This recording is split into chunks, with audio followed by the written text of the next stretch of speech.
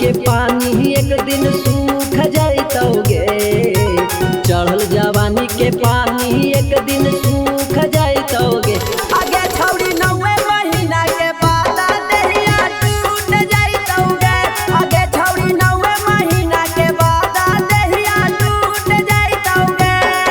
आगे लाली लिपस्टिक लगावल पतर की छूट जाइतोगे। लाली लिपस्टिक लगावल पतर की छूट जाइतोगे। आगे छौड़ी 9 महीना के बाद देहिया टूट जाइतोगे। आगे छौड़ी 9 महीना के बाद देहिया टूट जाइतोगे। आगे छौड़ी 9 महीना के बाद देहिया टूट जाइतोगे। अमित गुप्ता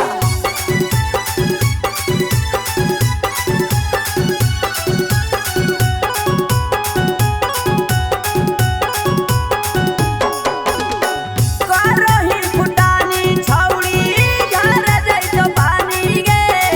बन जइभी माई जहिया याद अइतो नानी गे।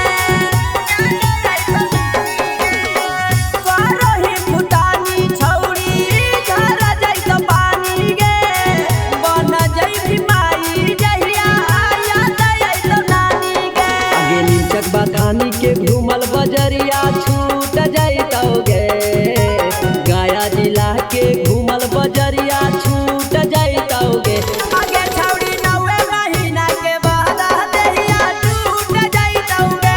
आगे छौड़ी 9 महीना के बाद देहिया टूट जाइतोगे। आगे छौड़ी 9 महीना के बाद देहिया टूट जाइतोगे।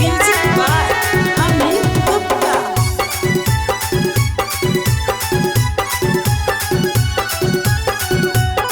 नमूना रिकॉर्डिंग स्टूडियो राजगीर।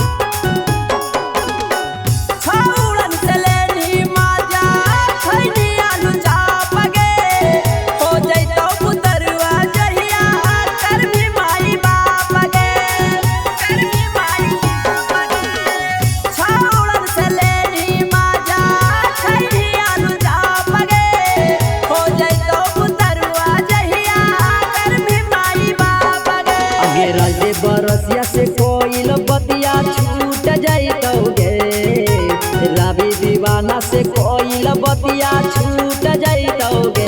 आगे छौड़ी 9 महीना के बाद देहिया टूट जाइतोगे। आगे छौड़ी 9 महीना के बाद देहिया टूट जाइतोगे। नमूना रिकॉर्डिंग स्टूडियो राजगीर।